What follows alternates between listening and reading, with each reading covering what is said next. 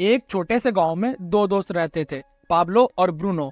No doubt दोनों बहुत ही समझदार और हार्ड वर्किंग थे और दोनों बहुत ही बड़े सपने देखते थे कि वो एक दिन गांव के सबसे अमीर आदमी बनेंगे। और अमीर बनने के लिए उन्हें एक अपॉर्चुनिटी की तलाश थी और कुछ टाइम बाद उन्हें वो अपॉर्चुनिटी मिली।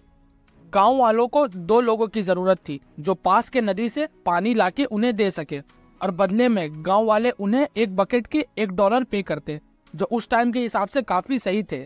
फिर क्या था, पाब्लो और ब्रूनो दोनों ने अपनी बकेट्स उठाई और लग गए काम पे। ब्रूनो को ये आइडिया सही लगा और उसे लगता था कि उसका अमीर बनने का सपना अब पूरा होने वाला है। लेकिन पाब्लो अभी भी थोड़ा कंफ्यूज था। हेवी बकेट्स उठाने की वजह से पाब्लो के हाथ दर्द करने लगे थे और उसे ये बहुत जल्दी समझ आ गया था कि हम ज्यादा दिन तक ऐसे बकेट्स कैरी नहीं कर पाएंगे। तभी पाब्लो को एक आइडिया आया और उसने ब्रूनो से कहा कि क्यों ना हम इस बकेट में पानी भरने की बजाय नदी से गांव तक एक पाइपलाइन बिल्ड करें, जिससे पानी गांव तक अपने आप पहुंच जाए। तभी ब्रूनो ने कहा कि देख भाई, पाइपलाइन बनाने में तो बहुत टाइम लगेगा और इससे मेरी इनकम भी कम हो जाएगी। इसीलिए ब्रूनो को पाइपलाइन वाले आइडिया में कोई इंटरेस्ट नहीं था, क्योंकि उसे बकेट्स कैरी करने के इंस्टेंट पैसे जो मिलने लगे थे। और उसने पाब्लो को इग्नोर किया, लेकिन पाब्लो रुका नहीं। उसने अपनी पाइपलाइन पर काम करना स्टार्ट कर दिया।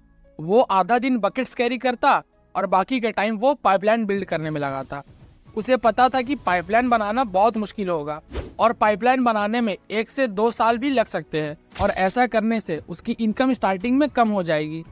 उसी टाइम ब्रूनो की इनकम डबल हो चुकी थी। वो महंगी चीजें खरीदने लगा, महंगे रेस्टोरेंट्स में खाना और वेकेशंस पर जाने लगा और उसने अपना एक घर भी खरीद लिया था।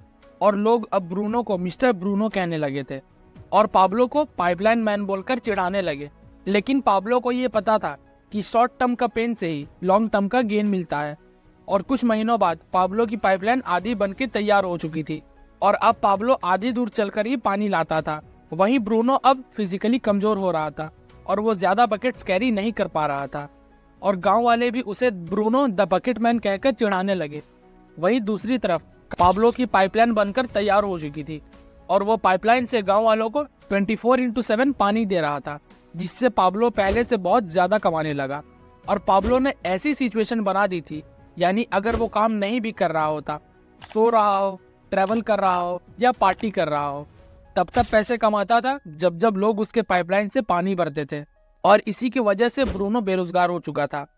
अब यहाँ पे सवाल ये आता है कि क्या आप एक बकेट कैरियर है या एक पाइपलाइन बिल्डर है। ऑथर बताते हैं कि ज्यादातर लोग इस बकेट कैरिंग वर्ल्ड में ही घूमते रहते हैं, यानी आप जितना ज्यादा काम करोगे आपको उतना ज्यादा पैसे मिलेंगे, अगर काम नहीं करोगे तो पैसे भी नहीं मिलेंगे। ऑथर कहते हैं कि जो सिक्योर जॉब का कॉन्सेप्ट है वो सिर्फ एक इल्यूजन है।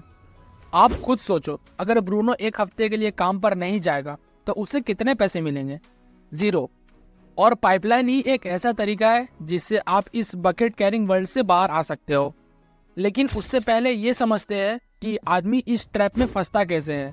शुरुआत से ही हमें स्कूल में सिखाया जाता है कि हम कैसे बकेट कैरियर बन सकते हैं, लेकिन पाइपलाइन के केस में ऐसा नहीं है। उसे बनाने में बहुत मेहनत लगती है, उसे टाइम और एफर्ट्स के साथ बिल्ड करना पड़ता है। डैरेल स्ट्रॉबेरी, जो कि बहुत फेमस बेसबॉल प्लेयर रह चुके थे, वो साल के $5 मिलियन तक कमा लेते थे और वो अपने 40th बर्थडे तक $100 मिलियन अर्न कर चुके थे। अब आप सोच रहे होंगे कि इतने पैसे में तो सामने वाले की लाइफ सेट है, लेकिन नहीं। कुछ सालों बाद उनकी लाइफ ऐसी हो गई थी कि उनके पास अपनी फैमिली तक को सपोर्ट करने के पैसे भी नहीं थे, क्योंकि उसने वो सारे पैसे एक्सपेंसिव कार, वेकेशंस और ड्रग्स पर खर्च कर दिए थे। वहीं दूसरी तरफ एक छोटे से गांव में मार्गरेट नाम की एक टीचर रहती थी और वो साल में सिर्फ $8,500 ही अर्न कर पाती थी। लेकिन जब उसकी डेथ हुई तो पता चला कि उसके पास $2 मिलियन थे, जो उसने चैरिटी जैसी जगहों में दान कर दिए। डैरेल के केस में वो बड़े बकेट्स कैरी कर रहा था, जिससे वो मिलियंस ऑफ डॉलर्स कमा पा रहा था, लेकिन उन्होंने पाइपलाइन बिल्ड करने के बारे में नहीं सोचा, जस्ट लाइक ब्रूनो। वहीं मार्गरेट के केस में भले ही वो लो पेइंग जॉब से स्मॉल बकेट्स कैरी कर रही थी, लेकिन वो अपने इनकम का कुछ परसेंट स्टॉक्स में भी इन्वेस्ट कर रही थी, जिससे उनकी लॉन्ग टर्म पाइपलाइन बिल्ड हो रही थी, जस्ट लाइक पाब्लो। अब इन स्टोरीज से हमें 2 इम्पोर्टेंट लेसन्स जानने को मिले। Number 1 is importance of passive income. जैसे पाब्लो के केस में उसने पाइपलाइन बनाया और जब वो काम नहीं कर रहा होता तब भी उसे इनकम आ रही होती थी, और इसे ही पैसिव इनकम कहते हैं।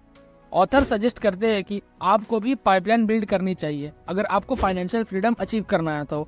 और आज की डेट में इंटरनेट की हेल्प से आप बहुत जल्दी पाइपलाइन बिल्ड कर सकते हो और ऑथर इसे ई पाइपलाइन कहते हैं।